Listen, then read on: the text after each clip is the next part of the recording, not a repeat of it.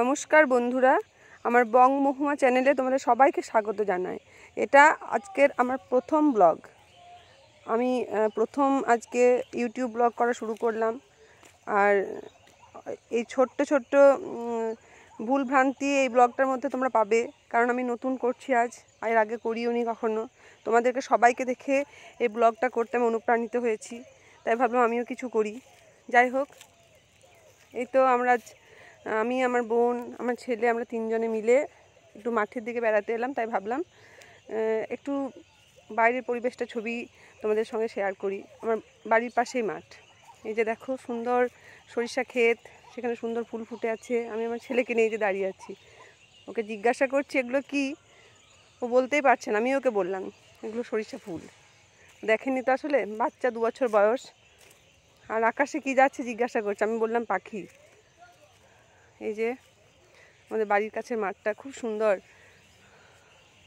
এই যে আমাদের বাড়ির কাছে পেঁয়াজ, এই অনেক কিছু গাছ লাগানো হয়েছে, পালং শাক, পেঁয়াজ, রসুন, এগুলো আমাদের চাষ করা হয়। বাড়ির লোকই চাষ করে। এই যে সুন্দর তাজা তাজা পালং শাক হয়েছে। সার ওষুধ সেরকম খুব একটা ব্যবহার করা হয় না, একদম ফ্রেশ পালং শাক, পেঁয়াজ গাছ, রসুন গাছ, এগুলো আলু লাগিয়েছে। আর এই যে দেখছো না, মাঝে মাঝে ওই যে বড় বড় পাতা, ওগুলো কুমড়ো গাছ। এই আলুগুলো যখন হয়ে যাবে, আলুগুলো তুলে নেওয়া হবে, তখন এই যে কুমড়ো গাছগুলো আছে, এই গাছগুলো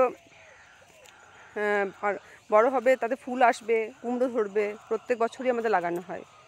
এই যে দেখছো। আর এটা আমাদের গ্রামের আরও অনেকের মাঠ আছে, তারাও লাগিয়েছে। কেউ আলু লাগিয়েছে, পেঁয়াজ লাগিয়েছে, আমাদের মতোই। এই যে দেখছো বন্ধুরা, বিকেল হয়ে এসছে, সূর্য অস্ত যাচ্ছে। আমরা এবার একটু পরে বাড়ি চলে আসবো। আমাদের বাড়ির কাছেই মাঠটা। ঠিক আছে বন্ধুরা, আজকে এই পর্যন্তই। আবার দেখা হবে নতুন একটা ব্লগে। তোমরা সবাই ভালো থেকো, সুস্থ থেকো।